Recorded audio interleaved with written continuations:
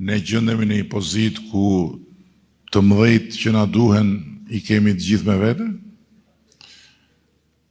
dhe në ndërkohë kur ne duhet të materializojmë një ëndër të vjetër që ka qenë ëndra e të gjithë brezave për ta shkëputur përfundimisht Shqipërinë nga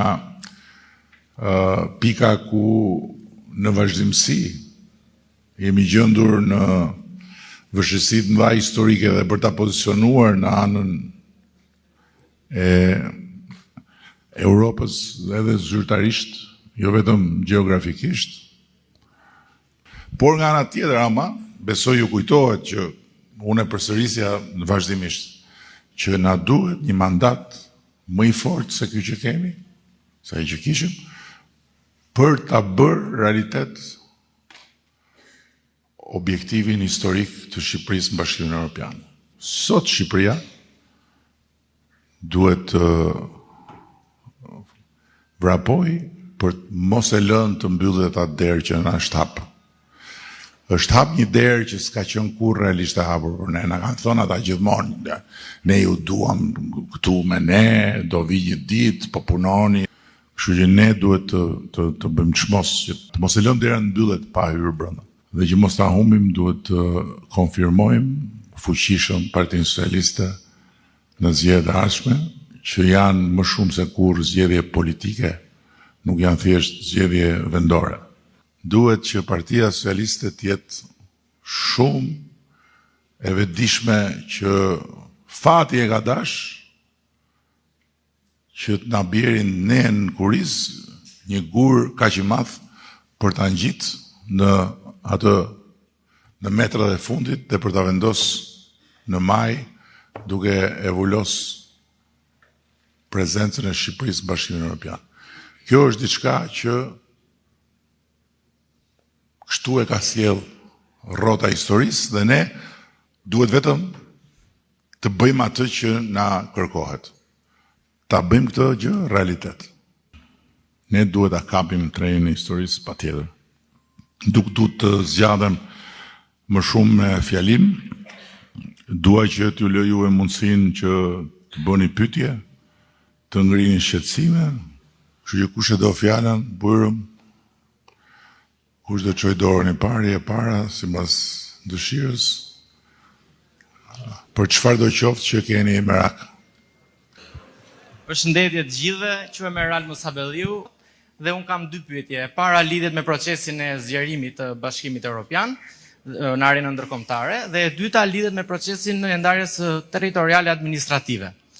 Për sa i përket pyetjes së parë, doja t'ju pyesja, nëse forcat ekstremiste në Gjermani dhe në Francë do të fitonin zgjedhjet që do të zhvillohen në vendet e tyre, a ndikon kjo në procesin e antarësimit të Shqipërisë në Bashkimin Evropian? Dhe janë të vërteta lajmet që 9 shtete të Bashkimit Evropian kanë vendosur veton kundër procesit të Shqipërisë për t'u antarësuar. Dhe pyetja tjetër ka të bëjë me numrin e deputetëve në Parlamentin e Republikës së Shqipërisë, pra e lidhur me ndarjen territoriale administrative.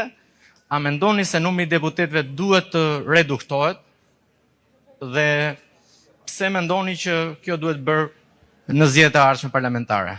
Faleminderit. Okej, të falenderoj. Tani, unë besoj që duhet ta shohim këtë çështjen e antarësinë në Bashkimin Evropian nga dy anët. Procesi i antarësimit ka një anë që lidhet me ne. Ka një anë që lidhet me ata. Dhe Bashkimi Evropian është si kjo këtu me 2 kate, me ndryshimin që ata në katë dytë nuk janë në kom, janë ullë, dhe në katë parë është komisioni, është Brukseli, janë 35.000 punonjës atje që merren me të gjitha aspektet e Bashkimit Evropian. Që të gjitha, me të gjitha shtetet, me politikën e përbashkët për bujqësinë, për mjedisin, për Edhe një pjesë e tyre, një seksion atje në katë parë, merret me vendet që duan të futen në Bashkimin Evropian, edhe ndjek çdo ditë ç'a bëjmë, si e bëjmë, edhe kjo është e lidhur me detyrat që ata na vënë. Dhe na ndjekin në proces. Dhe sipas atyre gjërave që bëjmë ne, ata çojnë letrën katë dytë edhe thonë, këta i mbaruan këto detyra që kishin për këtë fazë. Prandaj, ne ju propozojmë, ne ju rekomandojmë që t'ja hapim negociatën. Ata në katë dytë tashti nuk shohin si ata katit parë. Ata në katit parë shohin detyrat.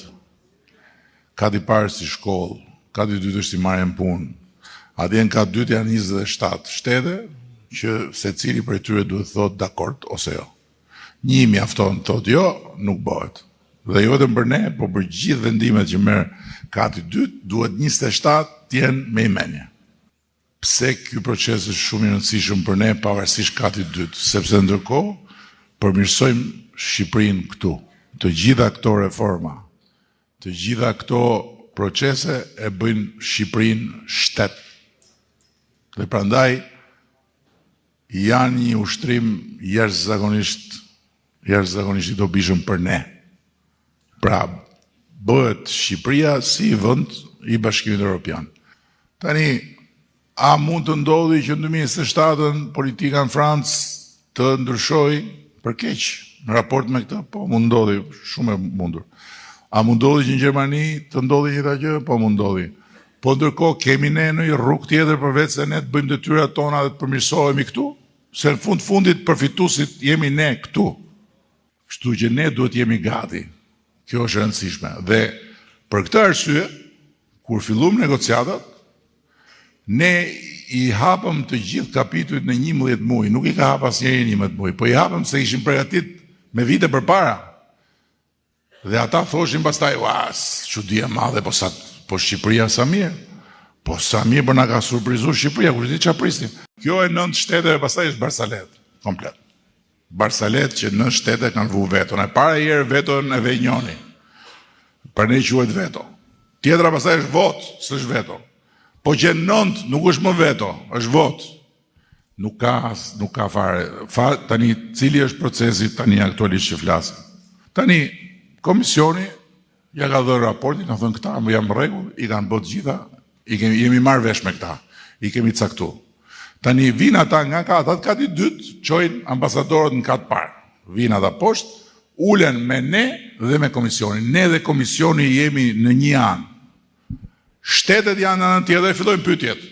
Çohet njëri thotë, mirë, dakord kjo thotë, po çka keni bëju ju për minoritetet? Për shembull, si do ta zgjidhni këtë punë? Çohet tjetri thotë, po mirë, si ta garantojmë ne që juve nuk do t'ju ndryshojë mendja për këtë punë? Çohet tjetri, edhe është pyetje, janë disa raunde pyetjesh.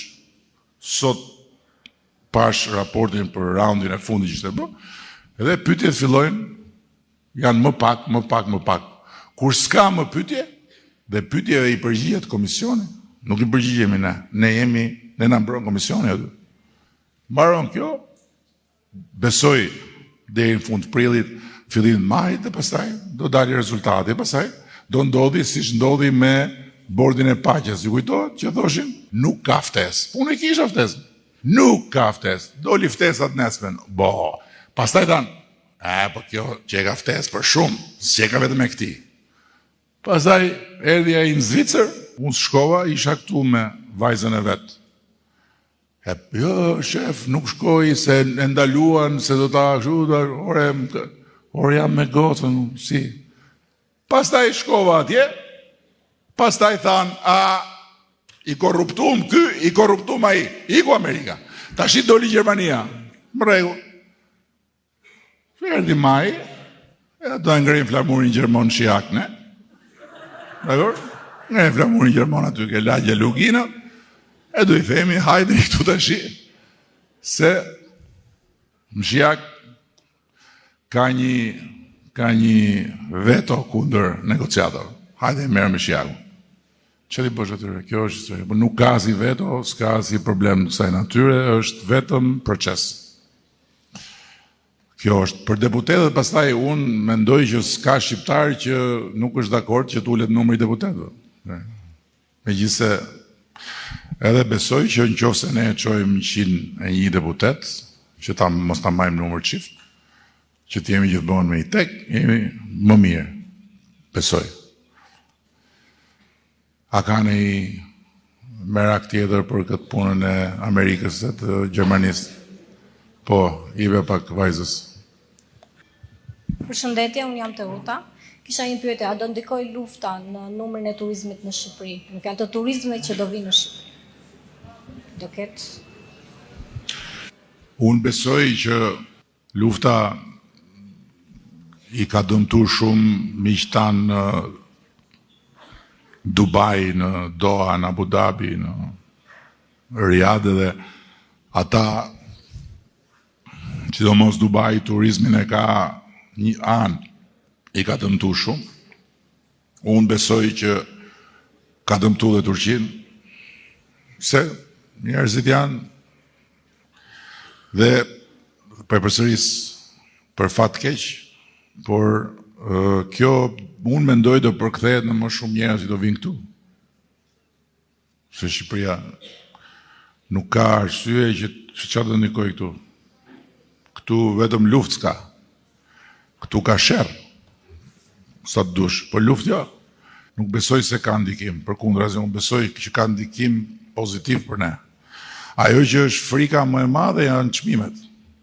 Edhe nafta ju e pat vetë si kërceu në momentin që filloi lufta atje.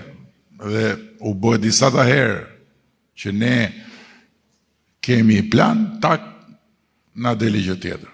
Doli larg qoftë tërmeti, edhe pandemia, pastaj lufta në Ukrainë, çmimi i energjisë elektrike, tani kjo tjetra. Çfarë temë është? Ishte edhe një tjetër që donte fjalë? Po. Atëherë përshëndetje, një pyetje ka mundur si edhe kësaj rradhe shkoj më tepër se ç'ishte herë në fundit me votat flas. Në lidhje me endin e banesave, ndoshta është mundësia që ndërtohen pak më tepër edhe flas njerëzit që janë nevojë apo çiftet e reja apo etj, kanë mundësi që ndoshta me çmimet që janë sot nuk blen dot shtëpi, po t'jepen mundësia nëpërmjet shtëpive që mund paguhen avash. Unë vetëm këtë e kisha. Tashi, unë besoj që ajo që Durrësi ka nevojë është më shumë të ketë akoma më shumë investime, patjetër, dhe ne do bëjmë më shumë.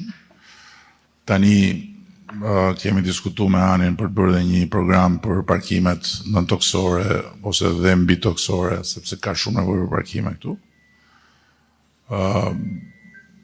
Patjetër që do bëjmë edhe investime të tjera, ndërkohë që më në fund edhe ato problematikat që ishin me jo prona, jo porti, jo dreqi për marinën u zgjidhen dhe tani aty po punohet me ritëm. Edhe do jetë një e ardhur e madhe për Durrësin, ndërkohë që kemi edhe 2 projekte të tjera goxha të mëdha në Bregdetin e Bashkisë Durrësit që shpresoj të materializojmë shpejt, në mënyrë që të rritet edhe më shumë atraksioni i Durrësit për botën. Se këtu gjithë sfida është që të sjellim edhe një kategori tjetër turistësh, ata që shpenzojnë shumë. Jo thjesht ata që shumë mirë janë, por nuk shpenzojnë shumë, që vinë me ato paketat e tjerë, patjetër që kanë atë rolin e tyre, por duhet sjellim turistë që shpenzojnë shumë, që lënë shumë lek këtu. Dhe për të bërë këtë na duhen strukturat që të jenë të gatshme që t'i sjellin marina, hotelet e kështu me radhë. Për sa i përket strehimit, është absolutisht një nga pikat më delikate të gjithë këtij zhvillimi, që si do të jepet akses më shumë njerëzve që punojnë, por që nuk janë të pasur në strehim. Pra, tani jemi në fazën kur nuk kemi vetëm problemin e strehimit social, pra si të strehojmë ata që janë më të varfrit, por kemi tashti kemi hyrë në fazën kur duhet flasim edhe për strehimin e përballueshëm. Dhe jemi duke bërë një riorganizim komplet të gjithë procesit të politikës, edhe të procedurave dhe të politikës strehimit dhe të agjencisë. Kemi vendos dhe jemi vetëm i vend që e kemi për të vërtetës një 3% në taks për strehimin, vetëm për strehimin në lejet e ndërtimit. Edhe Bashkia e Durrësit ka potencialin që të krijojë të ardhura të konsiderueshme nga lejet e ndërtimit. Tani, ne do të mbledhim këto të ardhura në një fond vetëm. Pra nuk do t'ja, patjetër që nevoja për strehim në Tiranë është më e madhja, por nuk do t'ja lëm vetëm Tiranës, po themi. Ndërkohë që kemi një bashki tjetër, që juve s'ju shkon mendja ndoshta, që është bashkia e dytë mas Tiranës për të ardhura të vetat, që është Imara. Pse? Se në Imara ka shumë projekte ndërtimi, por Imara nuk ka nevojë për strehim. Pra Imara e merr atë 3% plus, se taksa është 8 plus, po Imara merr 3%, po nuk ka nevojë për strehim, sepse Imara nuk ka problem njerëz që duan të blejnë apartamente për të jetuar. Kështu që do krijojmë fondin e përgjithshëm dhe janë disa formula që do fillojmë të lehtësojmë marrjen e shtëpive nga ata që janë në punë, që kanë një pagë etj, që janë të ri, që kanë disa parametra, por që prapë se marrin dot shtëpinë. Dhe për këtë dhe shteti do vendosi disa garanci bankare, ndërkohë që kemi filluar për shembull me kredi me 0 interes për mësuesit, për punonjësit e policisë, për ushtarakët, kemi filluar një program. Këtë vit ishte viti i parë dhe funksionoi, po mësuam dhe ne ca gjëra më mirë. Këtë vit do ta zgjerojmë, kështu që kemi filluar këtë proces, sepse është realisht problem. Kjo temë është temë shumë delikate, shumë e prekshme, shumë e mprehtë dhe ne do fillojmë të trajtojmë, po do duhen vite që gjithçka të shkojë aty ku duhet. Ndërkohë që do hapen perspektiva për këtë, patjetër.